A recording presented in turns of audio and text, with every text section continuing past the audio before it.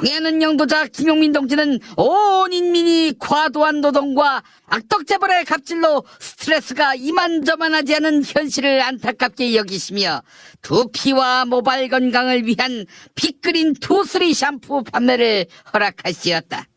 피부에 가장 가까운 약산성 pH, 화학적 계면 활성제를 완전히 배제한 자연 유래 성분을 담은 빅그린 투쓰리 샴푸는 조선인민의 머리카락을 위한 숭고한 선물이 될 것이다. 하지만 모발이 가늘어지고 두피만 민감해지는 불량 샴푸를 파는 역겨운 인간 추물은 여전히 낯짝을 쳐들고 온갖 못된 짓을 거리낌없이 해대며 돌아치고 있는데 이에 민머리들은 경악을 금치 못하고 있다. 남조선 인민들은 빅그린 투쓰리 샴푸만 사면서 불량 샴푸를 파는 일부 역겨운 장사치들이 더 이상 살아 숨쉬지 못하게 단호히 매장해버려야 할 것이다. 어버이 김용민 동지가 인도하는 샴푸, 고객이 있을 때 잘하는 빅그린, 두피와 모발 건강은 빅그린 샴푸. 김용민닷컴에서 최저가로 만날 수 있다. 김용민닷컴.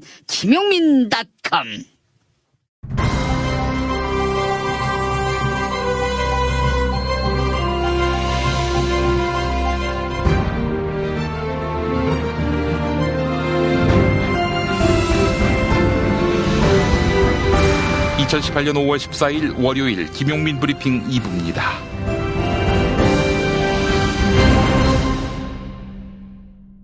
오늘 새벽에 나온 종합일간지 헤드라인 살펴보겠습니다. 먼저 세계일보, 김정은 비핵화 신뢰 첩발됐다. 한국일보, 북한 핵실험장 23일에서 25일 사이에 폭파, 완전한 비핵화 첩발. 경향신문, 풍계리 갱도 23일에서 25일 사이에 폭파, 북한 핵폐기 의지 행동으로. 네, 이렇게 제목을 달았습니다. 조선의 풍계리 핵실험장은 그동안 6차례의 핵실험을 단행했던 곳인데요. 조선이 다음 주 수요일부터 금요일 사이에 풍계리 핵실험장을 갱도 폭파 방식으로 폐쇄한다. 이렇게 밝혔습니다. 남북정상회담 합의의 후속 조치로 비핵화의 첫 발을 뗀 셈입니다. 또한 조선은 한국과 미국을 포함한 외신 기자단을 피해기 의식에 초청하겠다. 이렇게 덧붙였습니다. 이에 한국과 미국은 적극적으로 환영하는 입장을 밝혀 조선의 비핵화 작업이 실질적인 실행 단계로 접어들게 됐습니다. 다음은 동아일보, 미국 보유한 핵 제3국으로 보내라. 북한의 요구. 네, 이런 제목입니다. 미국 행정부가 조선에 이미 개발해 보유하고 있는 핵무기를 한반도 바깥에 제3지역으로 반출하라. 이렇게 요구했습니다. 또한 핵을 최대한 빨리 외부로 옮기면 유엔 안전보장이사회 상임이사국, 즉 미국, 중국, 러시아, 프랑스, 영국이 관리 그리고 피해기를 검증하게 될 것이다. 이렇게 덧붙였습니다.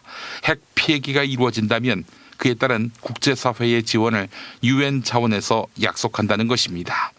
이에 조선은 백악관의 요구를 긍정적으로 검토하면서 어떤 수위에서 수용할지를 두고 고심하고 있습니다. 동아일보는 이 문제가 조선과 미국 핵談판의 핵심 쟁점이 될 것이다. 이렇게 전망했습니다. 그대들도 핵을 폐기해야 마땅한 거 아닙니까? 이번엔 한겨레, 미국, 북한 완전 비핵화 합의 시 미국 기업 투자 허용, 핵경제 빅딜 제시. 중앙일보, 폼페이오, 북핵 폐기 땐 미국 기업 투자 허용. 서울신문, 북한 핵실험장 폭파, 미국 핵을 완전히 폐기할 때엔 미국 기업 투자. 조선일보, 미국 북한판 마셜 플랜. 마지막으로 국민일보, 북한판 마셜 플랜으로 승부수 띄운 미국. 이런 제목입니다.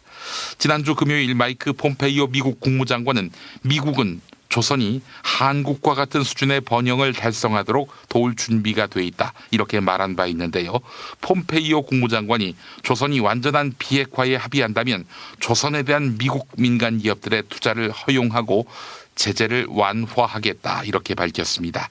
과감하고 신속한 비핵화의 대가로 한국 수준의 번영을 약속한 데 이어 구체적인 대가를 공약한 것입니다. 기존의 최대한의 압박에서 최대한의 회유로 옮겨가는 모습인데요. 이에 따라 다음 달 12일 조미 정상회담을 앞두고 빅딜에 대한 기대가 높아지고 있다. 이런 전망이 나옵니다. 오늘의 헤드라인 살펴봤습니다. 광고 듣고 뉴스 브리핑으로 이어갑니다. 지방선거 후보자님, 잘 들으세요. 선거는 뿌리오와 함께 선거 문자 1위는 뿌리오. 선거는 뿌리오와 함께 선거 당선 1위는 뿌리오. 12년 연속 1위 노하우로 개인정보 보안은 물론 번거로운 행정처리도 한 번에. 당선자가 추천하는 1위 문자 뿌리오. 1위 당선 1위 문자 뿌리오.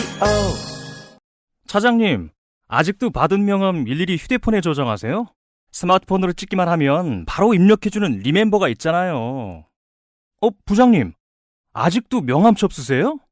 리멤버에서는 이름이나 회사만 검색하면 바로 명함을 찾을 수 있다고요. 대한민국 대기업 임원 2명 중 1명이 사용하는 국민 명함 앱 리멤버.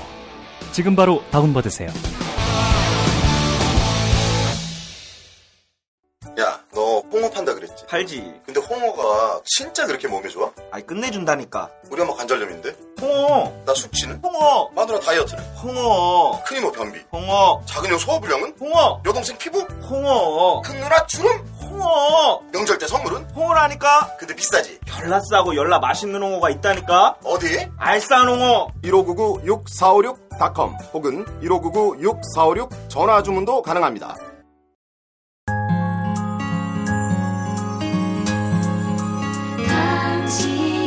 정직한 뉴스 보자관 김용민과 주파수를 맞춘다. 새로운 아침 특별한 선택 김용민의 뉴스 브리핑. 김용민의 뉴스 브리핑. 2016년에 귀순한 조선식당 종업원 가운데 일부가 탈북은 자유의사가 아니었다 이렇게 밝혀 이른바 기획 탈북 논란이 재점화됐습니다. 종업원 13명이 집단 귀순한 경위에 대한 재조사가 이루어져야 한다. 이런 여론이 번지고 있습니다. 여종업원 12명을 이끌고 귀순한 지배인 허강일 씨가 JTBC와 인터뷰를 가졌죠. 허강일 씨는 국가정보원 직원이 종업원을 데리고 오라고 요구했다. 이렇게 밝혔고 일부 여종업원이 한국행을 꺼리자 자신이 협박을 했다고 덧붙였습니다. 이에 정부는 사건의 진실규명을 위한 조사를 어떤 식으로 진행할지 고심 중인 것으로 전해졌습니다. 다만 정부는 남북관계나 조선 이탈 주민의 인권과 관련한 파장을 우려하는 기색입니다. 민주사회를 위한 변호사 모임은 박근혜 전 대통령과 이병기 전 대통령 비서실장 그리고 이병호 국정원장과 홍영표 통일부 장관을 상대로 고발장을 낼 예정입니다. 경향신문 보도 소개해드렸습니다.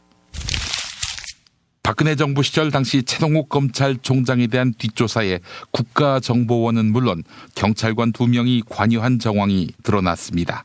이들 경찰관 2명은 2013년 당시 청와대 파견 근무를 한 것으로 드러나 당시 청와대 고위층으로까지 수사가 확대될 수 있습니다. 검찰이 제주경찰청 소속 김모 총경과 전직 경찰관 강모 씨에게 소환조사를 통보했습니다. 2013년 당시 최동욱 검찰총장의 개인정보를 불법으로 입수해 사찰하는 과정에 관여한 혐의입니다. 이들은 박근혜 정부 청와대가 국정원으로부터 정보를 넘겨받고 이른바 혼외자 의혹을 확인하는 과정에서 핵심 역할을 맡은 것으로 알려졌습니다. 이들이 청와대에 근무했다는 점에서 검찰 수사가 박근혜 정부 고위층으로 확대될 것이라는 분석이 나옵니다. 또한 최동욱 전 총장의 혼외자로 지목된 채모군을 미행하며 미성년자까지 사찰한 사실이 드러날 경우 파장은 더욱 커질 전망입니다. 이상은 세계일보 보도였습니다.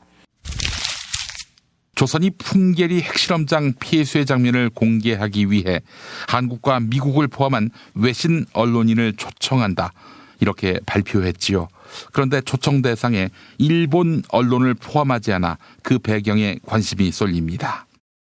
조선이 풍계리 핵실험장을 다음 주 수요일부터 금요일 사이에 폐쇄하겠다고 발표했습니다. 이에 청와대는 환영한다는 입장을 밝혔습니다. 청와대 김의겸 대변인의 브리핑 들어보시죠. 북한이 풍계리 핵실험장을 23일부터 25일 사이에 폐쇄하겠다고 발표했습니다. 환영합니다. 남북 정상회담 때 한 약속을 지키겠다는 말이 아니라 행동으로 보여주겠다는 의지의 표현이라고 봅니다. 북미 정상회담에 앞서 두 나라 지도자 사이에 믿음이 두터워지리라 기대합니다. 여러 나라의 언론인을 초청한 것은 핵실험장 폐기를 국제사회에 투명하게 공개한다는 의미도 지니고 있습니다. 풍계리 갱도를 폭파하는 다이너마이트 소리가 핵없는 한반도를 향한 여정의 첫 축포가 되기를 바랍니다. 그런데 조선은 국제기자단을 한국, 미국, 중국, 러시아, 영국에서 오는 기자들로 한정시킨다 이렇게 밝혔습니다. 육자회담 참가국들 가운데 일본만 빠진 겁니다. 조선은 어떤 기준으로 5개국을 선정했는지 밝히지는 않았는데요. 과거사 문제나 최근까지 조선에 대한 강경책을 주장해온 사실이 일본 기자단 배제에 고려됐을 수 있습니다. 경향신문 보도 전해드렸습니다. 자유한국당 남경필 경기도지사 후보가 더불어민주당 이재명 경기지사 후보의 형수 욕설 음성 파일을 거론하고 나섰습니다. 남경필 후보는 더불어민주당에 후보 교체를 요구했습니다. 남경필 후보는 친형과 형수에게 욕설을 뱉어낸 이재명 후보를 선거 파트너로 인정할 수 없다. 상식 이하의 인격이다. 이렇게 목소리를 높였습니다. 자유한국당 측은 문제의 음성 파일을 선거 유세 때 공개하는 방안도 검토하고 있습니다. 이에 이재명 후보 측은 악의적으로 편집된 내용이라며 네거티브 공세라고 비판했는데요. 자유한국당 남경필 경기도지사 후보와 홍준표 대표 그리고 이재명 후보 캠프 김남준 대변인의 발언 차례로 들어보시죠. 옮기기도 힘든 욕설을 아무 거리낌 없이 뱉어낸 이전 시장님, 그동안 얼마나 많은 사람들에게 고통과 상처를 주었을까. 상식 이하의 인격을 가진 이재명 전 시장을 선거 파트너로 인정할 수 없습니다. 후보를 당장 교체해야 합니다. 내 유세차마다 털어나오고 있어. 딴 거 할 거 없다. 그 욕 털어나오고 야, 이런 사람 경기도지사 시키면 되겠냐? 한마디만 해라. 그거 유세차에서 털기 시작하면 어떻게 이런 사람을 경기도지사로 앉히겠습니까? 네거티브의 유혹에 흔들리는 남 예비 후보가 정책 대결의 장으로 복귀할 수 있도록 이재명 예비 후보 측은 앞장설 예정입니다. 기사의 소개는 오마이뉴스 보도를 바탕으로 했습니다. 지방선거를 한 달여 앞두고 KBS와 한국일보가 한국리서치에 의뢰해 설문조사를 진행했습니다. 광역단체장 후보에 대한 지지율에서 서울과 경기 그리고 인천 지역은 더불어민주당 후보가 앞서고 있는 것으로 나타났습니다. 먼저 서울에서는 3선에 도전하는 더불어민주당 소속 박원순 현 시장이 53%, 바른미래당 안철수 후보가 15.2%, 자유한국당 김문수 후보가 10.5% 순으로 나타났습니다.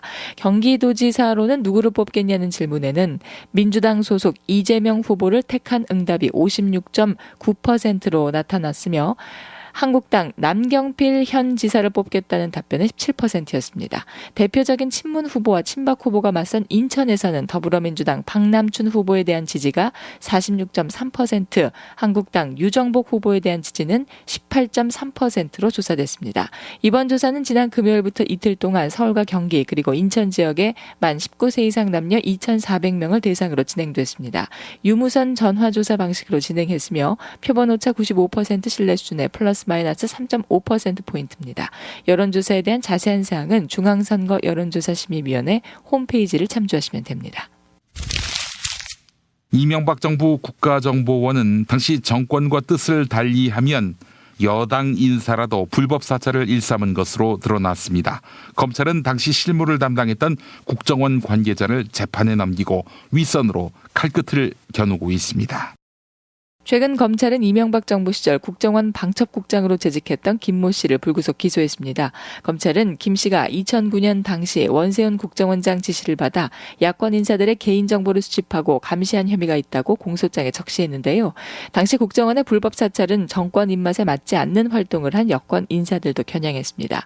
2010년 경남도지사 예비후보로 등록한 이방호 전 한나라당 사무총장은 공천에 불만을 품고 탈당해 무소속으로 출마할 의사를 내비쳤는데 했는데요. 이에 국정원은 이방호 전 사무총장을 미행하고 감시했던 것으로 드러났습니다. 황영철 자유한국당 의원은 고 노무현 전 대통령의 최측근 이광재 전 강원도지사 편을 들었다는 이유로 피해를 입었습니다. 국정원은 황영철 의원의 이메일을 불법 해킹해 이광재 전 지사 측과 모종의 거래가 이뤄졌는지 여부를 살폈습니다. 검찰은 불법 사찰에 관여한 이종명 당시 국정원 3차장과 원세훈 전 원장을 추가 조사해 재판에 넘길 방침입니다. 이상은 한국일보 보도였습니다.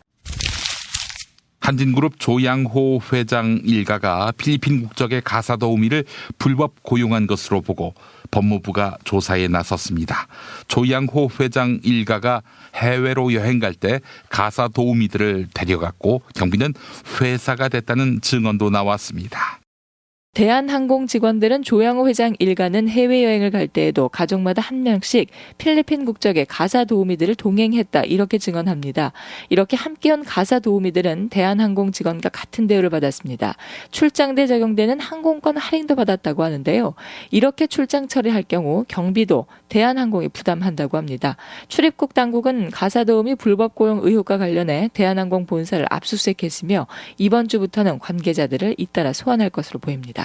JTBC의 보도 소개해드렸습니다. 한진그룹 조양호 회장의 부인 이명희 씨가 대한항공 해외 지점 직원들을 시켜서 해외 특산품을 들여온 것으로 확인됐습니다. 검역 절차도 거치지 않은 불법 반입이었습니다. 운항과 안전을 최우선으로 해야 할 대한항공 직원들이 이명희 씨의 사적인 심부름에 동원됐습니다. 세계 곳곳에 나가 있는 대한항공 지점 덕분에 이명희 씨에게는 세계 방방곡곡에 특산품이 도착했습니다. 그런데 이렇게 들여온 중국 비파나 대추 또는 터키의 살구는 아예 수입 금지 품목이었습니다. 인도 망고와 우즈베키스탄 체리는 등록된 과수원에서 소독을 거쳐야만 들어올 수 있습니다. 그리고 이 모든 식품들은 하나도 빠짐없이 모두 다 검역 신고 대상입니다. 농수산물을 검역 없이 들어온 사람은 최고 3년 이하의 징역형이나 3천만 원 이하의 벌금형에 처할 수 있습니다. 이상은 MBC 보도였습니다. 2014년 5.18 민주유공자 유족회가 조사를 벌인 결과 5.18 광주 민주화 운동의 후유증으로 자살한 사람은 40명으로 나타났습니다. 지금도 120명이 정신질환에 시달리고 있다고 합니다. 하지만 5.18 당시 계엄군에 의해 자행된 성폭력 피해자들 상당수는 피해 사실마저 감춰져 정신치료도 받지 못했을 것으로 추정됩니다. 계엄군의 집단 성폭행을 당했던 여고생의 큰오빠는 5월이 되면 아직도 여동생에게 피해 후유증이 나타난다. 자신도 모르게 혼잣말을 하거나 온 집안을 들쑤신다. 이렇게 증언합니다. 피해자는 갱생원과 병원을 수시로 오가다 결국 절로 들어가 여승이 됐습니다. 피해자의 오빠는 진상규명위원회가 설립되면 모든 것을 증언하겠다고 덧붙였습니다. 이에 따라 5.18 뒤 정신적 충격에 시달리는 이들을 위한 정부의 체계적인 조사와 지원이 필요하다는 지적이 나옵니다. 한겨레의 보도 소개해드렸습니다. 김용민 파일. 저는 이재명 전 시장과는 더 이상 선의의 경쟁을 할 수 없다고 결정했습니다. 저는 지금 이 시간부터 이 전 시장을 공직 후보로 인정하지 않을 것입니다. 그 이후로 이 후보의 과거 욕설 파일을 거론했는데요. 더불어민주당 이재명 경기지사 후보 측은 욕설 음성 파일을 이유로 후보 사퇴를 요구한 자유한국당 남경필 후보에 대해 남의 가정사를 악용한 네거티브 공세를 중단하라고 촉구했습니다. 음성 파일은 이 후보가 성남시장 시절 셋째 형이 시정 관여와 이권 개입을 수차례 시도했고 이 후보가 거부해 갈등이 불거지는 과정에서 악의적으로 편집된 것이라며 이같이 말했습니다. 불행한 가정사에서 비롯된 욕설 파일이라는 설명. 남경필 후보는 과연 남의 가정사를 거론할 자격이 있는가? 작년 9월 19일 김용민 파일. 지난 2014년 2월 자신이 다니던 교회 김장환 목사가 이사장으로 있는 극동방송에 출연한 남경필 경기도지사. 근데 아버지 어머니도 내가 담임 목사하고요. 네. 남 의원님 내외도 담임 목사하고요. 네. 그다음에 또 자녀들도 있으시고 아들들도 둘이나 있는데 기독교 초등학교 나오면서 나한테 졸업장 받으면서 기독교 초등학교는 김장환 목사가 설립한 수원중앙기독초등학교. 큰아드님이 목사님 저 목사 될래요? 그러더라고. 큰아드님이. 목사가 되겠다던 남경필 지사의 장남. 방송이 있고 6개월 뒤 남경필 경기지사의 장남은 남상병이 경계 근무가 미숙하다는 이유로 후임병을 7차례에 걸쳐 50회 정도 폭행했다는 내용과 함께 후임병의 턱과 배를 주먹으로 수차례 때리고 뒤에서 껴안거나 손등으로 바지 지퍼 부분을 치는 등 성추행 혐의를 받고 있다고. 반년 전만 해도 두 아이들의 나란한 군 입대로 자부심이 넘치던 남경필 지사. 지금 둘 다 군대 갔다 지금 군대에 있습니다. 있지요. 네. 현역으로. 네. 하나는 육군, 하나는 공군. 하나는 공군. 네. 대한민국 남자로 태어나서 그렇게 국가부름 받는 것 아들들이 자랑스럽게 생각하더라고요. 게다가 평안함의 근본은 가족 간의 사랑이라고 강조하던. 그럼요. 저는 가족에서의 평안이 정치를 해나가는 원동력이라고 생각을 하거든요. 그래서 저는 뭐 어려운 일 있으면 저희 주변에 제 가족들 아주 편안하게 이야기를 많이 하는 편입니다. 그런데 무엇이 빗나갔나? 아버지로서 통한의 사죄를 하는 입장. 군에 아들을 보낸 아버지로서 모든 것은 아들을 제대로 가르치지 못한 저의 잘못입니다. 아버지로서 저도 같이 벌을 받는 마음으로 반성하고 뉘우치겠습니다. 그리고 3년 뒤 서울경찰청 광역수사대는 어젯밤 11시쯤 강남의 한 도로에서 남지사의 아들을 체포해 마약 투약 혐의로 조사하고 있다고 밝혔습니다. 큰 아드님이 목사님 저 목사 낼래요 그러더라고. 근데 그게 실천이 됐으면 좋겠는데. 남 씨의 집에서는 필로폰 2g이 발견됐고 경찰 조사에서 한 차례 투약했다고 진술한 것으로 전해졌습니다. 국민 모든 분께 고개 숙여 사과드립니다. 큰 아드님이 목사님 저 목사 낼래요 그러더라고. 근데 그게 실천이 됐으면 좋겠는데. 장남이 필로폰을 투약한 혐의로 체포된 건 제대로 가르치지 못한 자신의 불찰이라고 했습니다. 또 사인으로서는 아버지이지만 공인으로서는 경기도지사라며 지사직을 계속 수행하겠다고 밝혔습니다. 1000만이 넘는 우리 경기 도민의 부름을 받고 선택이 됐습니다. 공인으로서의 역할도 흔들림 없이 할 것입니다. 골반 잡자 바로 잡자 바디로직 허리 통증 바로 잡자 바디로직 몸매 교정 바로 여름에도 잡자, 아시죠?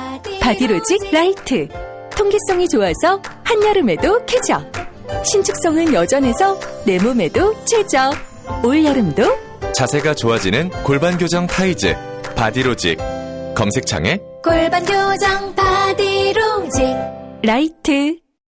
미궁 장사랑에서 가정의 달을 맞아 더 줄게 이벤트를 진행합니다. 부모님, 부부, 아이, 친구, 연인 등 감사한 분들에게 다양한 선물을 그냥 막 더더더 드립니다. 행복한 5월 내 몸 사랑은 장사랑으로 챙기시고 가족 사랑은 더 줄게 이벤트로 공짜로 챙겨주세요. 가정의 달 더 줄게 이벤트 5월 18일까지 장사랑닷컴에서 확인하세요. 검색창에 미궁 장사랑.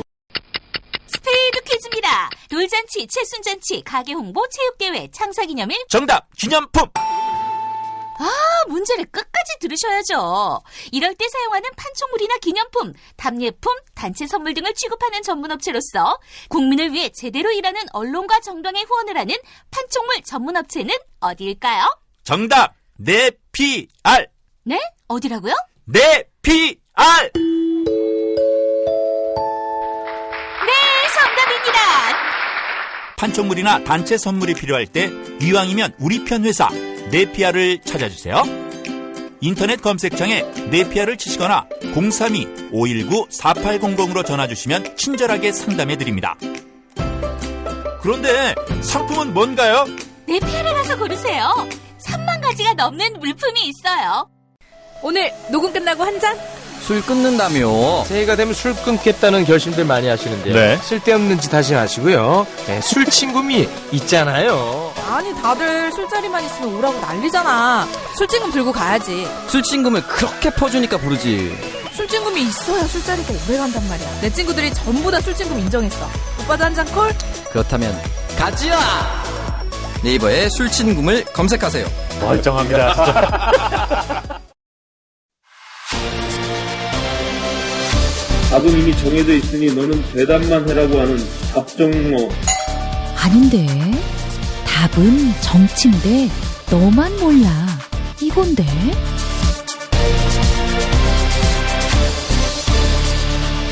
국민보좌관 김성회의 답정너.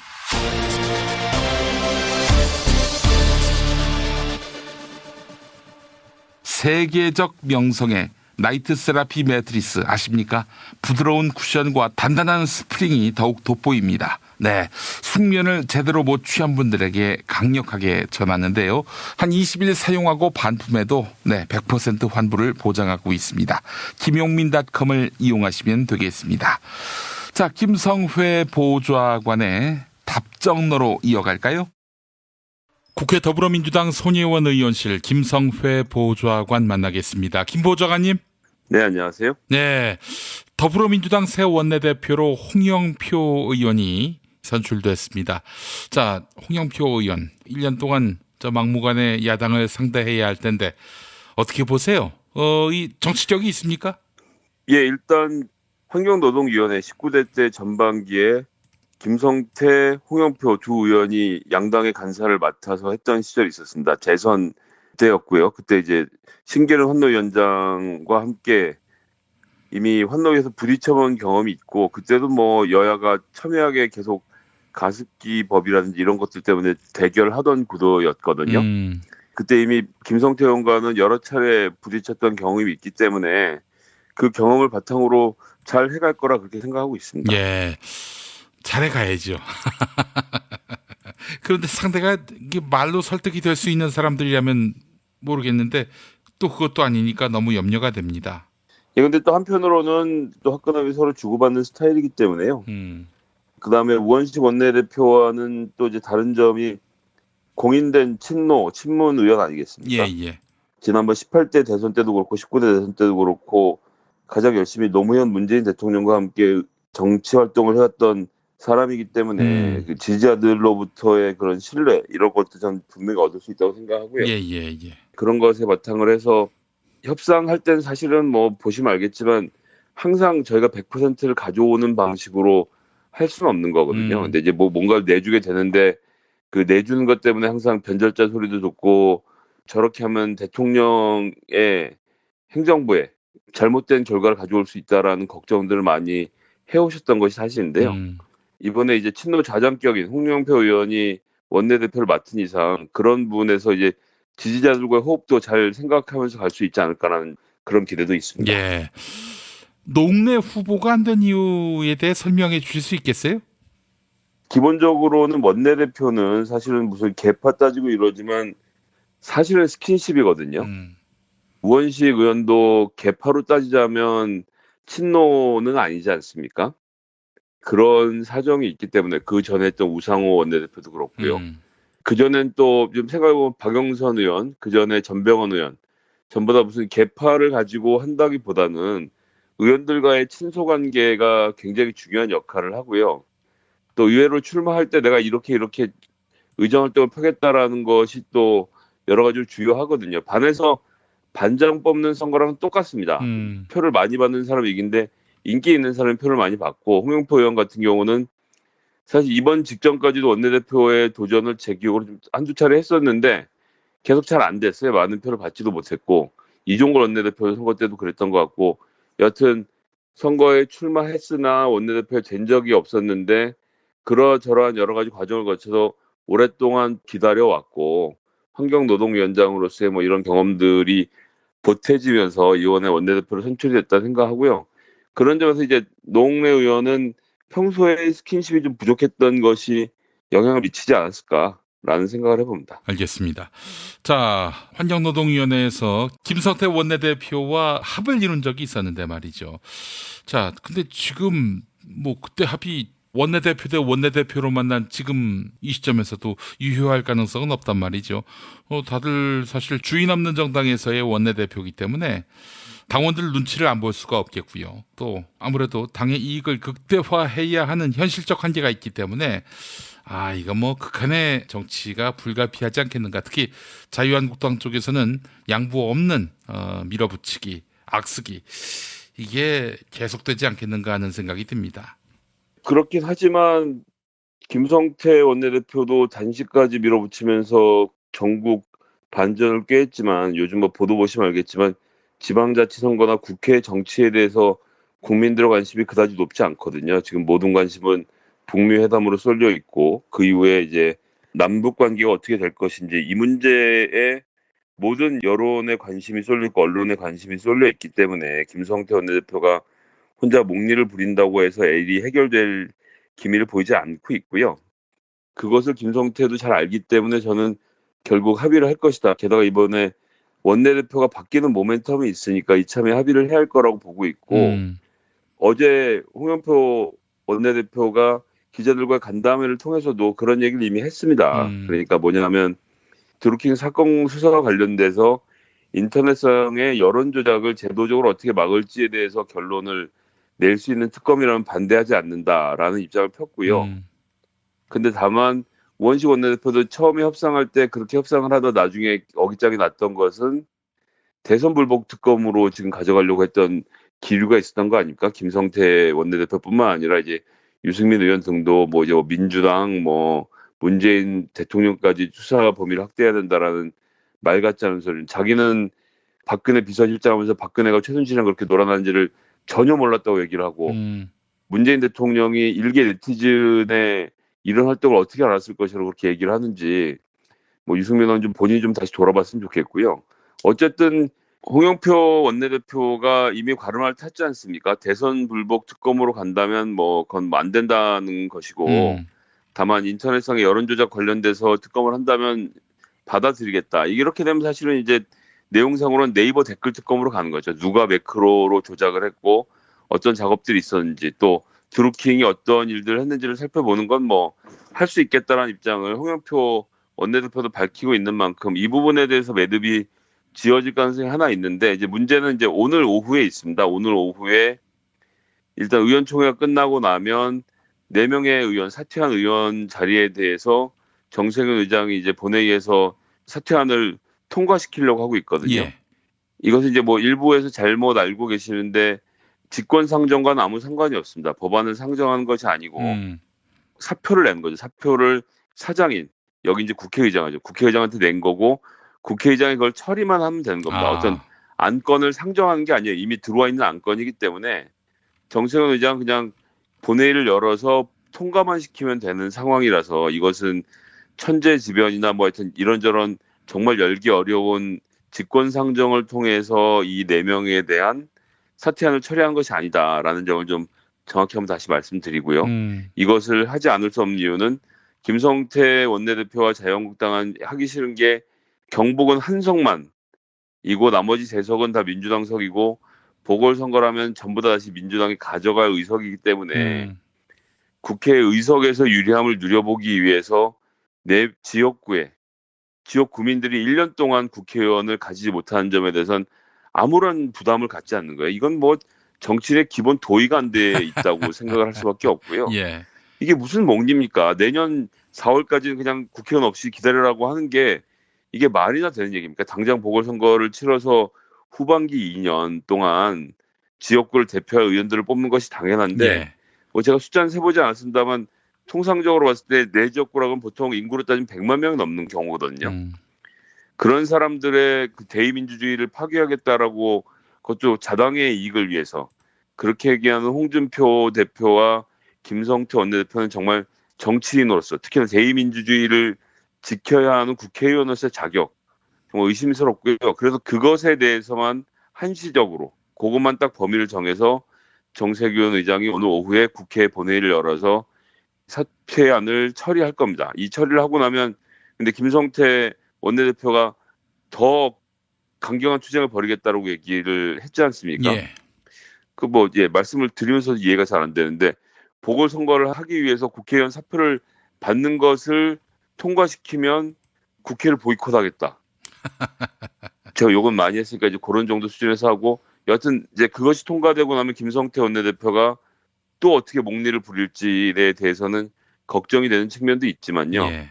특검에 대해서 홍영표 원내대표가 합의해 주겠다라고 손짓을 하고 있는 이상 지금 빨리 받고 국회를 정상화시키는 것이 저는 나을 것이라고 생각합니다. 예. 그런데 이제 예전에 이제 지방자치선거 때 전례를 보면 5월에 사실 국회를 안 연 경우가 더 많았어요. 다 선거가 바빠서 지역에 내려가서 선거를 해왔기 때문에 민주당 입장에서 뭐 막말로 하자면 유권자들 생각 안 하고 그냥 정치 공학적으로 하자면 추경 뒤로 미루고 나머지 다 뒤로 미루고 그러고는 그냥 국회 공전시켜도 그만입니다. 지방자치 선거 끝날 때까지 국회 공전시켜도 공전의 책임을 이렇게 된 이상 나눠 가진다기보다는 자유한국당이 올곧이 떠안아야 되기 때문에 저희로서는 정치적으로 분리할 것은 없는 상황이거든요.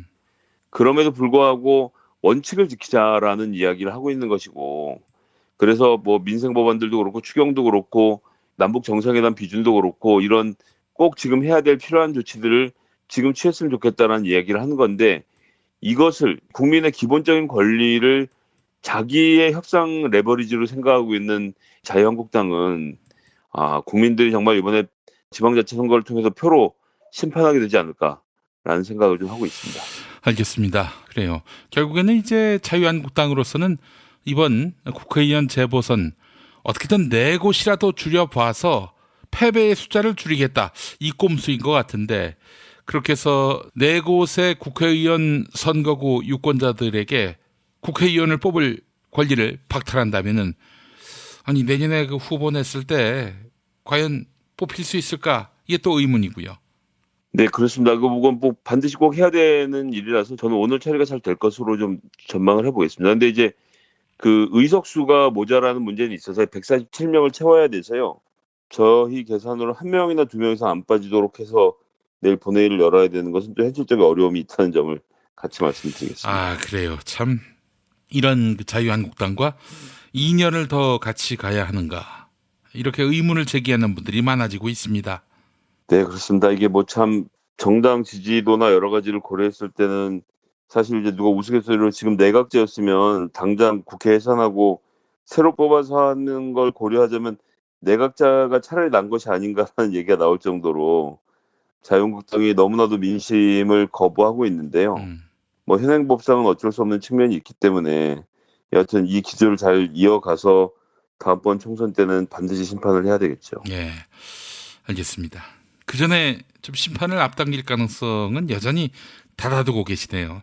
예, 뭐 현행법상으로는 불가능하기 때문에 하나 남아 있는 것이 있다면 개헌이 그 전에 되고 개헌에 이제 국회 해산권이 들어가는 경우가 상정이 된다면 모르겠지만 지금 현재로서는 더불어민주당 120명이 다 사퇴를 하면 더불어민주당 120명이 사퇴한 지역에 대해서만 보궐선거가 열리게 되고 자유한국당까지 전부 다 사퇴를 시켜서 선거를 치른다고 해도 그건 21대 국회 남은 임기 동안의 보궐선거로 치르는 방식이 되기 때문에요.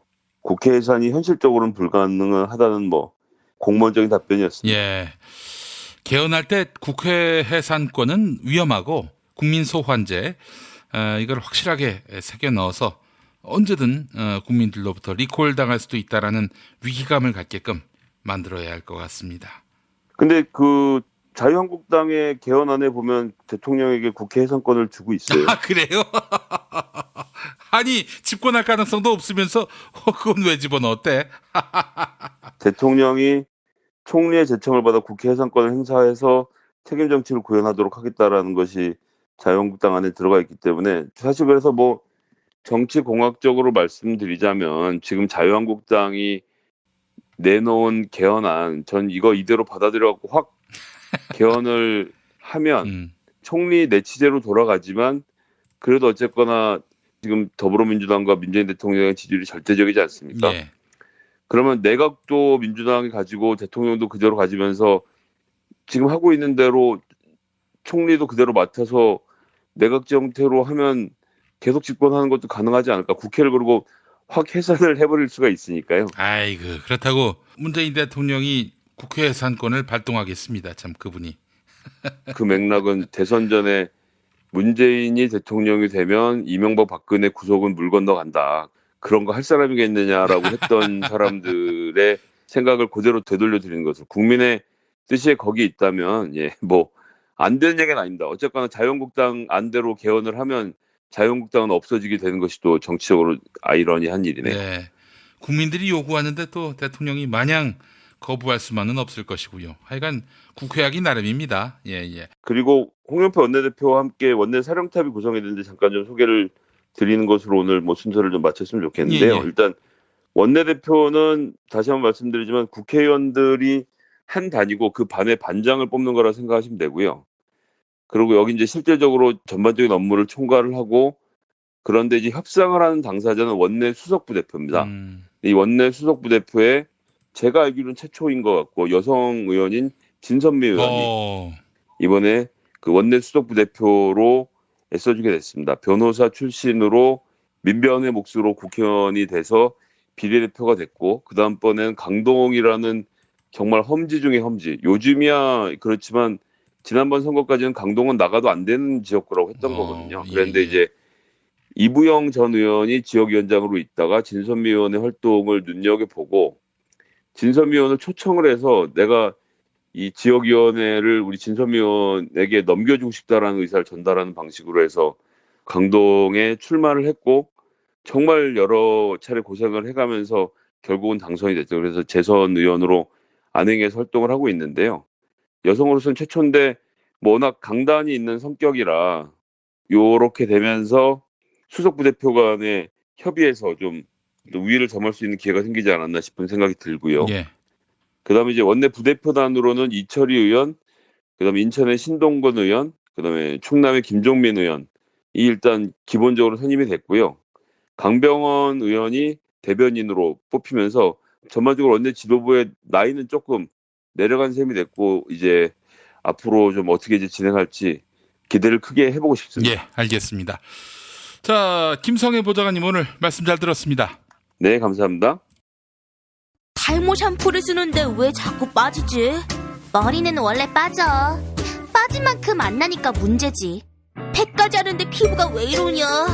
모공 미세먼지까지 향균 클렌징이 피부 관리의 기본이야. 1566-787을 뿌리 깊은 샴푸엔 비누.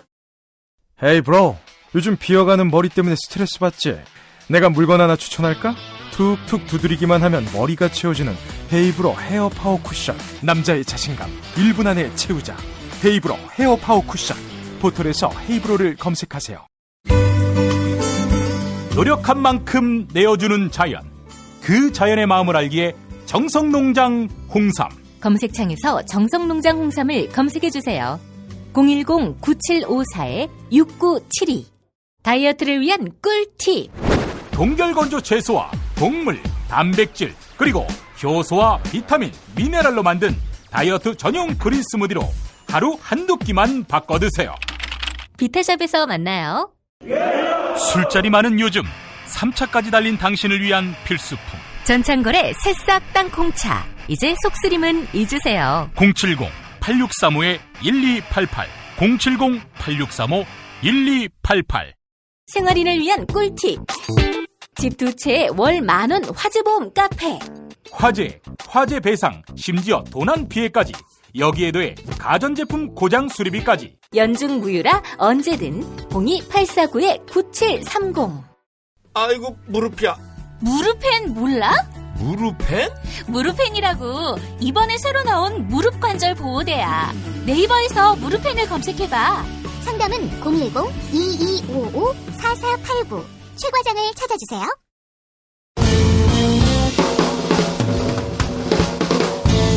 미디어 오늘 정상근 기자가 뉴스 속의 뉴스를 짚어드립니다. 정상근 기자의 오늘 미디어.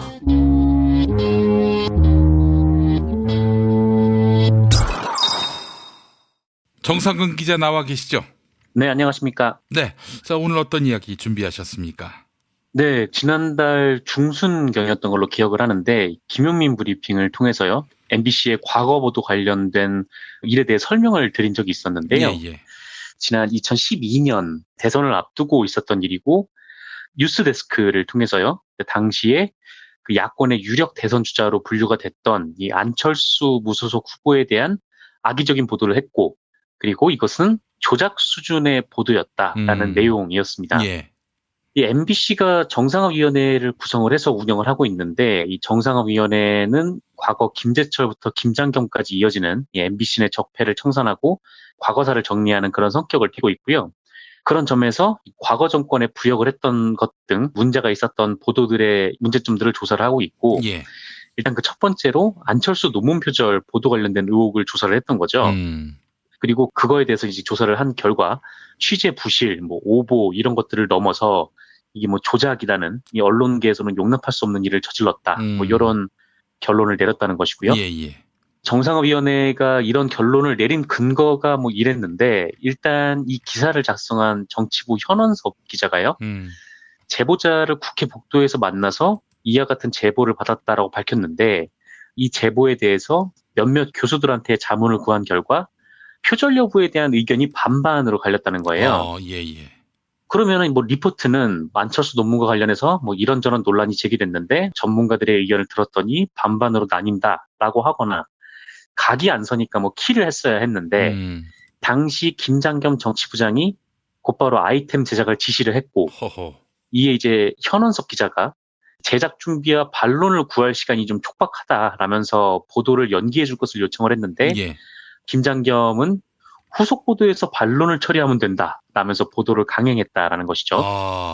그리고 이 해당 리포트에서도 표절 의혹을 제기한 교수들은 목소리도 변조하고 얼굴도 가려서 다 내보냈는데 표절이 아니라고 한 교수들의 의견은 내보내지도 않았다라는 겁니다. 그래서 요거는 평소의 보도 행태라면 상상도 못할, 그러니까 결국 정치적 의도가 있는 것으로밖에 해석할 수 없다라는 것이 MBC 정상화위원회의 의견이었고요.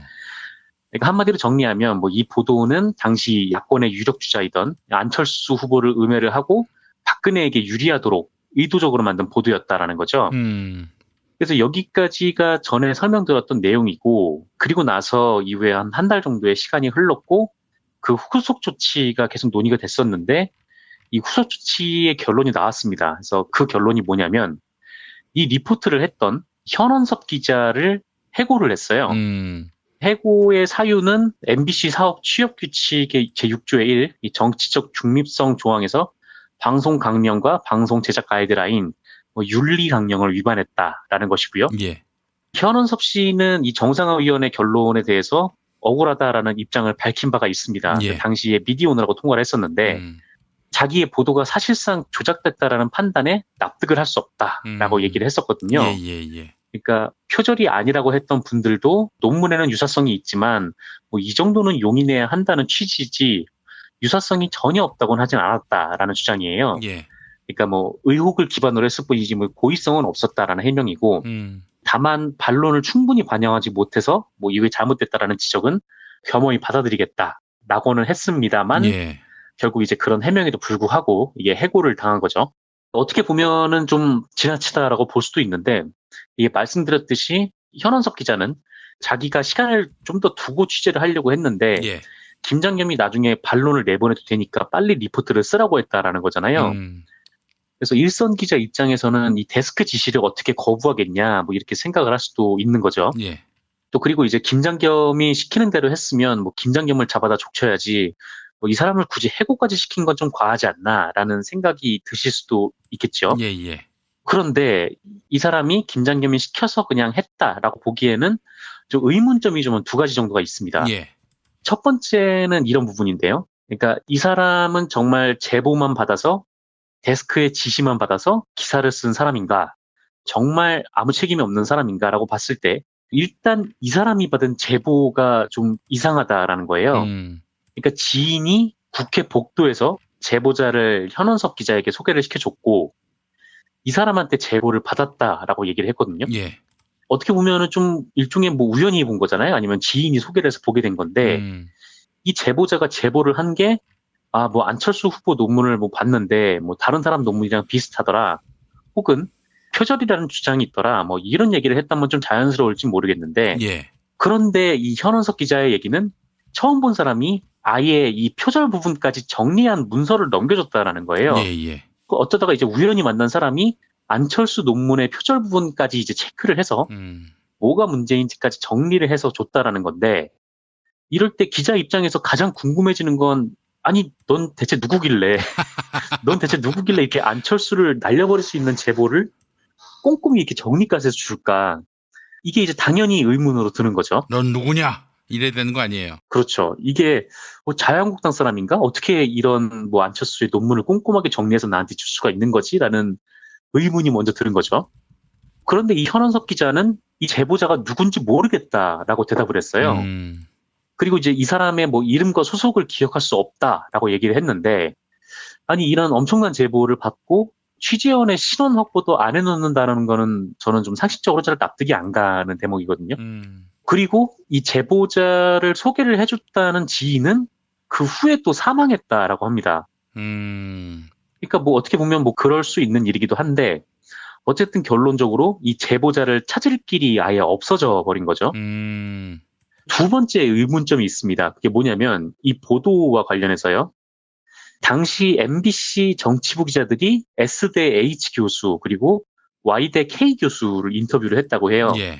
근데 이 사람들은 이 안철수의 논문이 표절이 아니다라는 입장을 밝혔답니다. 당시에 이 H 교수는 한마디로 표절이 아니다 이렇게 일축을 했다고 하고요. 그 다음에 K 교수는 이거를 가지고 표절이라고 말하는 건 그냥 시비 거는 거다 뭐 이렇게 얘기를 했다고 해요. 그러니까 말 같지도 않은 말이라는 얘기인 거죠. 그런데 이 사람들의 인터뷰는 보도에 사용이 안 됐습니다. 대신 이제 논문이 표절이라고 하는 사람들 인터뷰만 방송에 나간 거죠. 그럼 이 논문이 표절이라고 한 교수는 누구냐, 사람들은 누구냐라는 건데 증언자가 2명이에요. 사립대 자연과학 계열 A 교수라고 하고 다른 한 명은 사립대 의과대 B 교수라고 합니다. 그러니까 S대 H 교수, 뭐 Y대 K 교수 하면은 대충 어디쯤이겠구나라는 게 딱 느낌이 오잖아요. 근데 사립대 자연과학 계열 누구, 뭐 사립대 뭐 의과대 누구, 뭐 이렇게 하면은 잘 누군지 모를 뿐더러. 그렇죠. 그리고 이 사람들은 모두 음성 변조 상태로 방송에 나갔다라는 거예요. 근데 뭐 여기까지는 그럴 수 있다고 쳐도 더 황당한 거는 정상화위원회에서 이제 현원석 기자한테 물어봤을 거 아닙니까? 이 사람들이 누구냐라고 물어봤는데 이 현원석 기자가 기억할 수 없다라는 답을 했다는 거예요. 아, 그거는 아니죠. 아니 왜 그걸 기억 못해요? 무슨 10년, 20년 전도 아니고 말이죠. 네, 그렇죠. 이게 뭐 불과 몇 년 전의 일인데다가 만약에 검찰 조사였으면은 취재원 보호를 위해 말을 안 하겠다 뭐 이럴 수도 있겠는데, 근데 이거는 회사 자체 조사잖아요. 그렇죠. 그런데 이거를 취재원이 누군지 안 깐다라는 게 이제 잘 이해가 안 되는 거죠. 게다가 뭐 말씀하셨듯이 뭐 이게 뭐 10년, 20년 지난 일도 아니고. 그렇죠. 또 하나는 자기 리포트도 아닌데 이걸 도와준 다른 기자들이 자기가 누구를 인터뷰했는지 기억을 했어요. 뭐 S대 누구, 뭐 K대 누구, Y대 누구 이거 기억을 했는데, 그런데 정작 이 리포트를 만든 사람이 그것도 대선 국면에서 상당히 큰 파장을 불러일으킬 수 있는 보도를, 그 보도에 대해서 자기가 누구를 인터뷰했는지 기억이 안 난다라고 하는 거는 의아한 일이죠. 결론적으로 봤을 때 정말 이 사람이 그냥 김장겸이 하라는 대로 하기만 한 자기 취재한 대로만 기사를 쓴 사람이냐, 그렇지 않을 수 있다라는 겁니다. 본인의 해명이 계속 개운치가 않아요.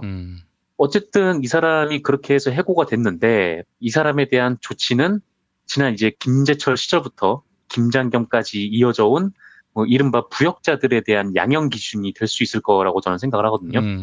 물론 이제 명확한 해고 근거가 있어야 해고를 할 수 있는 거고, 그러긴 하지만 과거의 동료들의 마이크를 빼앗고 권력에 부역하는 리포트를 쓴 기자에게 좀 어느 정도 책임을 명확히 지어야 한다는 점에서 굉장히 주목해서 봤는데, 뭐 어쨌든 뭐 그런 부분도 있었고, 그런 점에서 이 현원석 씨에 대한 이 처벌에 좀 관심이 가더라고요. 뭐 물론 이게 이후에 재심이 되면 뭐 어떻게 될지 알 수 없고, 또 해고 무효 소송으로 갈 경우 뭐 해고가 받아들여질 수 있을까, 뭐 이 부분도 쟁점이 있을 것 같긴 합니다만, 어쨌든 이런 선제 조치는 과거 권력에 이 부역하는 보도에 대한 MBC의 적폐청산 의지가 좀 분명하다는 건 알릴 수가 있을 것 같기는 하다는 생각이 좀 들었어요.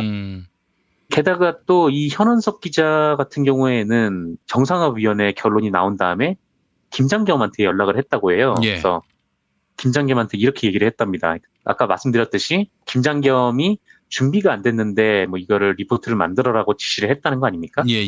그래서 그 부분에 대해서 김장겸에게 뭐 책임을 돌리는 식의 뭐 얘기를 한 것에 대해서 김장겸한테 미안하다 뭐 그런 식으로 얘기를 했나 봐요. 이게 어떻게 알려졌냐면 김장겸이 지난 19일에 정상화위원회 결론이 난 뒤에 자신의 페이스북을 통해서 글을 썼었거든요. 예. 여기서 정상화위원회라는 간판을 내리고 조작위원회라고 함이 어떠한가라고 이렇게 비꼬면서 얘기를 했어요. 그러니까 현원석 기자가 자기한테 그런 말을 했다라고 하면서 이렇게 얘기를 한 거죠. 그러면서 이제 뭐 명예훼손의 무고죄 처벌을 각오해야 할 것이다 뭐 이렇게 주장을 했다는데 예. 사실 근데 이 부분은 뭐 현원섭도 현원섭인데 김장겸이 입을 열어야 하는 부분이죠. 예. 자기가 뭐 무고하고 뭐 명예훼손을 당했다 이렇게 주장을 하는데 그런 주장을 할 게 아니라 지금 본인이 MBC에 나와서 어떤 경위로 이 보도가 나가게 됐는지 또 해명을 하고 또 문제가 있으면은 또 이제 그에 합당한 MBC를 퇴사한 사람이긴 합니다만 벌을 받아야 할 사람인데 예. 또 이런 사람이 또 페이스북을 하면서 또 이렇게 얘기를 하더라고요. 그리고 또 이 현원섭 씨 해고 소식이 알려지면서 김장겸이 또 페이스북을 올렸습니다. 아마 11일인가 12일인가 그때쯤 올렸을 텐데 김장겸 페북 내용이 이렇더라고요. 오늘 MBC가 6년 전 안철수 논문 표절 의혹을 보도한 기자를 해고했다고 합니다. 과거 광우병이나 김대엽 병풍 보도 담당자가 해고되거나 사과했다는 얘기를 들어본 적이 없습니다. 더구나 정상화위원회인지 조작위원회인지가 제가 사실상 조작보도 지시를 했다고 허위 발표를 했었고 현 사장은 아내게, 그러니까 안철수에게 사과 전화까지 했습니다. 자신들의 언어로 해고는 살인인데 뭘 노리고 이렇게 오버하는 걸까요? 혹시 방송법 저지? 네, 이렇게 페이스북에 올렸더라고요. 이 양반은 지금 입을 열 시츄에이션이 아닌 것 같은데 지금 왜 이렇게 나댔는지 모르겠어요. 그러게요. 이 부당노동 행위 관련해서 지금 수사가 어떻게 되는지 갑자기 궁금해졌는데 그리고 자꾸 이 정상화위원회를 뭐 조작위원회다, 뭐 현원석 기자가 자기한테 책임을 돌려서 뭐 미안하다, 이게 조작됐다, 뭐 이렇게 주장을 했다라고 주장을 하는데 미디어오늘에서 현원석 기자의 그 입장을 들은 보도를 낸 적이 있었거든요. 좀 그거를 좀 봤으면 좋겠는데 이 현원석 기자가 김장겸한테는 뭐라고 말했는지 모르겠는데 이 현원석 기자가 미디어오늘에는 이렇게 얘기를 했어요. 정상화위원회가 배포한 자료가 대체로 사실과 일치한다. 이렇게 얘기를 했거든요. 그래서 현원석 씨가 어떻게 말했는지 모르겠지만 김장겸에게도 그렇게 얘기를 했다면 김장겸 씨는 뭐 뇌를 조작하는 모양인가 뭐 이런 생각도 들었고요. 그래서 좀 이걸 보면서 진짜 뭐 얘들은 뭐 반성도 개념도 없구나라는 생각이 좀 들더라고요. 그래서 좀 하루 빨리 김장겸은 물론이고 뭐 안광한, 뭐 김재철 이게 다 모아서 법정에 세우는 날이 빨리 와야 되지 않나 좀 그런 생각이 들기도 했습니다. 자, 그렇다면은 현원섭 기자가 안철수 논문이 표절이다라고 밝힌 그 2명의 사립대 교수 이름을 일단 까야 되겠네요. 그 이름을 까지 않으면은 그 2사람이 사립대 교수가 아니라 조작된 사람 이렇게 판단할 수밖에 없는 거 아니겠어요? 그렇죠. 김세희가 예전에 또 자기 지인을 인터뷰 조작 논란이 있었지 않았습니까? 또 그런 일이 없으려는 법이 또 어디 있겠습니까? 그래서 이 교수가 누구인지 이거 밝혀야 되는데 그냥 뭐 음성 변조하고 딱 내보내면 사실 그게 누군지 어떻게 알겠어요? 그렇죠. 게다가 또 이게 뭐 엄청나게 뭐 불이익을 감수하고 얘기해야 되는 사안도 아닌데다가 그런 문제들이 좀 있죠. 그러니까 이제 현원섭 기자도 억울해하지 말고 그 2명이 누군지를 까면 됩니다. 그리고 그 2명이 어떻게 해서 섭외가 됐는지, 그리고 또 김장겸 씨가 이 보도 과정에서 어떤 역할을 했는지만 밝히면은 왜 해고를 시켜요? 해고시킬 이유가 없지. 그렇죠. 이 김장겸이 정말 지시를 해서 뭐 이렇게 무리해서 나간 보도였다면 본인이 이제 뭐 그게 확실하다면은 김장겸이 어떤 지시를 내렸고 또 전 과정을 다 공개를 해야겠죠. 안타까워요. 왜 해고가 됐는지 그 사실대로만 다 밝히면 되는 건데. 그러니 사실은 그 정상화위원회가 현원섭 기자의 증언에 대해서 탄핵할 수밖에 없는 거 아니겠어요? 그렇죠. 이게 계속 가장 핵심적인 것들, 그러니까 제보자라든지 아니면은 다른 의견을 준 뭐 교수들, 그러니까 취재원이라든지 이런 부분들을 정확하게 공개를 하지 않으니까 당연히 이 사람의 진술의 신빙성이 의심이 갈 수밖에 없는 상황이죠. 예. 현명하게 대처했으면 좋겠다는 생각도 들고요. 그리고 김장겸 씨가 광우병 보도 관련해서 이렇게 이야기를 했는데 광우병 보도는 고의성이 없었잖아요. 그 오보에. 그렇죠. 뭐 고의성도 없었고 법원에서도 나온 결과가 또 있다 보니까 그것도 김장겸이 좀 참고를 했으면 좋겠네요. 네, 법원에서는 문제가 없대요. 이 PD 수첩 보도가. 그리고 절대 있어서는 안 될 일이겠습니다만은 인간 광우병 만약에 나온다면은 그 지금 뭐 그 광우병 보도가 광우뻥 보도다 이렇게 얘기했던 사람들 그 입으로 어떻게 할 거예요? 그 말을 내뱉은 사람들. 그렇죠. 뭐 하여간 이게 뻥이 되길 바랍니다. 그래서 뭐 정말 인간광우병이 생기지 않기를 바라는 마음입니다만은 행여라도 그 가능성 어떻게 쥐들이 자신 있게 절대 없을 것이다라고 얘기할 수 있겠어요? 그때 뭐 미국에서 그때 있었던 일들도 뭐 인간 광우병이 좀 의심되는 사안이었던 거고. 그렇죠. 어쨌건 뭐 피디수첩이 미국산 소고기는 무조건 인간 광우병을 유발한다 뭐 이런 식의 결론이 아니라 미국에서도 이런 논란이 있다라는 걸 보여준 것이었기 때문에 지금 김장겸이 이거를 걷다 비교하는 거는 좀 무리가 있는 거죠. 네, 그렇습니다. 김장겸 씨는 부당노동 행위에 대한 조사 성실히 받기를 바랍니다. 어디서 그냥 엉뚱한 소리 하지 말고 회복 좀 그만하고요. 배현진이 그 선거사무소 개소식에 갔더만요. 만약에 배현진 씨가 이번에 당선이 되면은 다음 총선에서 이제 그 김장겸 씨가 출마할 거라는 설이 파다해요. 나올지 안 나올지는 알 수 없습니다만은 만약에 그래서 다음에 되면은 배현진이 선배가 되는 건가요? 아, 그렇죠. 예. 존경하는 배현진 의원님이 되는 거죠. 그렇죠. 근데 뭐 그런 일은 없을 것 같습니다. 그런 일이 있을지 한번 지켜봐야 될 것 같습니다. 자, 정상근 기자님 오늘 말씀 잘 들었습니다. 네, 감사합니다.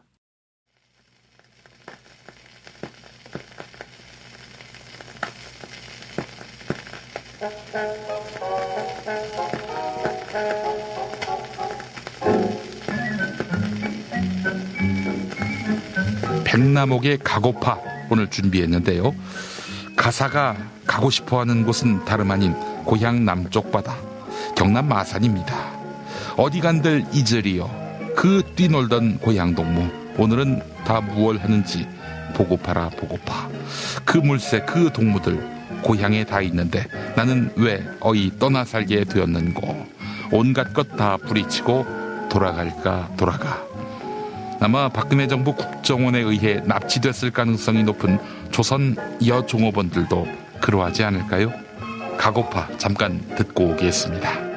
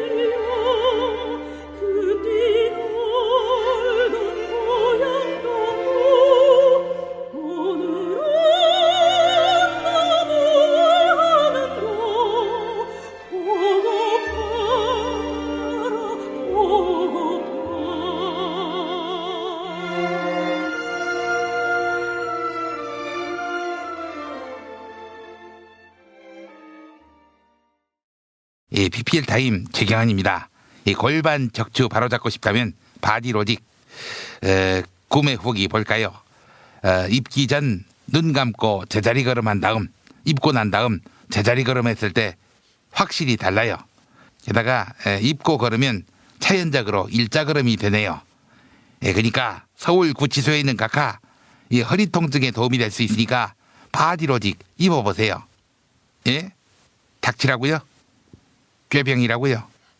예, 바디로직 꾀병이 아닐 때 진짜 척추가 안 좋을 때 검색창에서 바디로직. 이회창입니다. 정성농장 홍삼 섭취 후기 읽어보겠습니다. 한모 씨 6살 5살 아이들에게 먹이고 있어요. 잘 먹어줘서 고맙고 애들한테도 의심 없이 먹일 수 있게 좋은 제품 만들어주셔서 고맙고요. 어린이한테도 좋은 정성농장 홍삼이었군요. 또 다른 사연이 왔습니다. 이분은 누구지? 읽어보겠습니다. 홍준표 대표가 이야기했지만 저는 김종필 이후에 최고의 충청도 정치인입니다. 예산 출신 이회창은 그저 바람처럼 왔다가 지나간 정치인일 뿐이고요. 이거 어떤 새끼야? 이름이 아니 씨발 새끼가 누가 누구 보고 바람 같다고 해? 이 새끼 선거 때문에 이름도 얘기 못하고 정성농장 홍삼 많이 구매해 주시기 바랍니다. 요인태입니다. 땅콩 껍질 벗겨서 한 6일 정도 상온에 두면은 이게 싹이 나오지. 이게 바로 새싹 땅콩인데, 그 새싹 땅콩 자체에는 항산화 작용이 이루어져서 노화를 억제하는 레스베라트롤이 포도주보다 무려 23배 이상 높아서 혈액을 맑게 하고 고혈압을 줄여주고 콜레스테롤을 억제.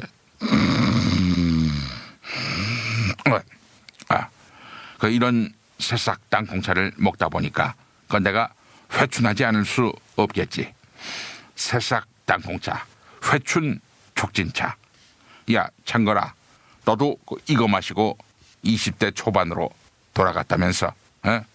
돌아간 김에 이번엔 인기 배우가 되라.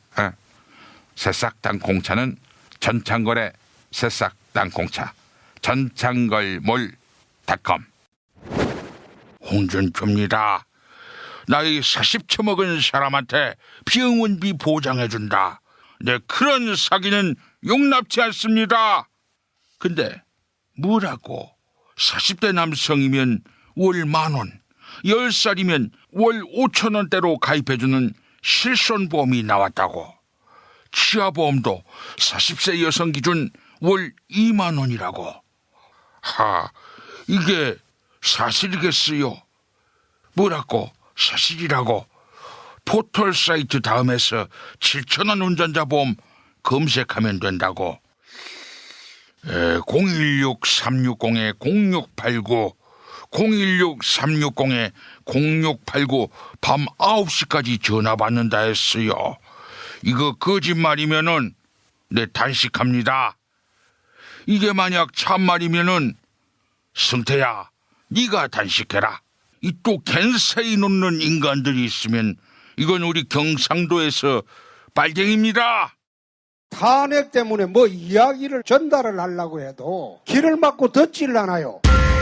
패족 수준으로 쪼그라든 한국 보수. 회생의 길은 과연 있을까? 변화된 정치 환경, 갈 길 잃은 보수에게 새로운 희망을 제시한다.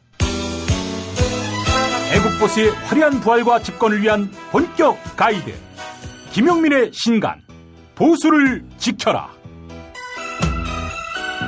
진중권도 투표하는 보수 정당. 광주에서도 일당이 될 수 있는 보수 정당. 젊은이들의 입당이 줄을 잇는 보수 정당. 언제까지 민주당 정의당을 부러워만 할 것인가? 부러우면 진다니까? 자유한국당 당원 김용민이 쓴 보수를 지켜라. 이김에서 나왔습니다.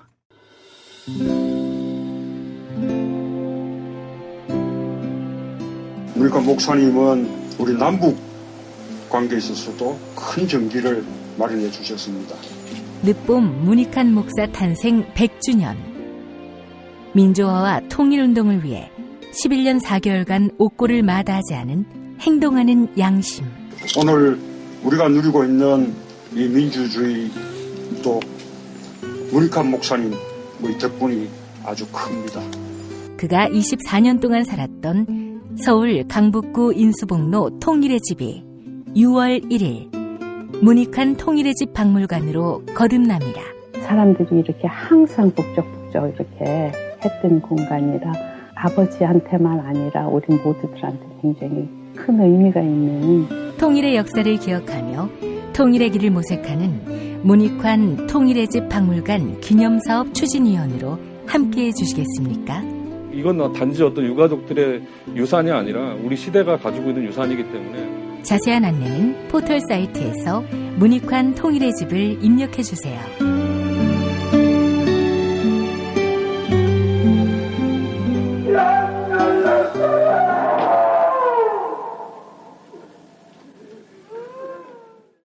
돌 김용옥 선생의 마가복음 강해로 여러분을 초대합니다.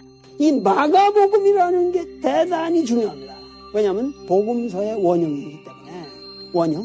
매주 일요일 아침 11시 서울 서대문구 충정로 20 서울 지하철 충정로역 9번 출구 앞에 있는 벙커원에서 도울과 만나세요.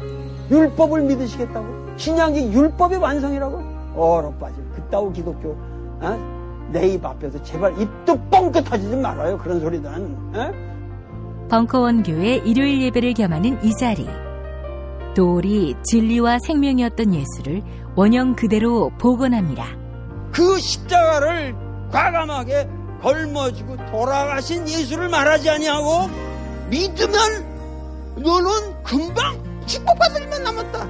이게 한국 목사들 99%의 거짓말 설교예요. 도울의 마가복음 설교는 따로 녹화 녹음되지 않으며 현장에서만 만나실 수 있습니다.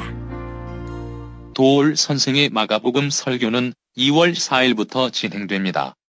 김용민.com 자유 게시판에 올라온 사연 일부 만나봅니다. 썰트님, 박창진 전 사무장이 힘들 것을 생각하니 정말 가슴이 아프네요. 응원합니다. 라고 해주셨습니다. 대한항공 조양호 회장 일가, 더 이상 사람들 힘들게 하지 말고 물러나기 바랍니다. 바른말쟁이님, 싱가포르에서의 조미 정상회담이 잘 이루어지기를 바랍니다. 정말 기분 좋습니다. 라고 해주셨습니다. 좋은 성과 있기를 바라는 마음, 네, 온 국민의 마음, 아니 온 결의의 마음 아닐까요? 아닌 사람들도 있군요. 생각해보니까. 네, 2018년 5월 14일 월요일 김용민 브리핑 모두 마치겠습니다. 애청해주신 여러분 감사합니다.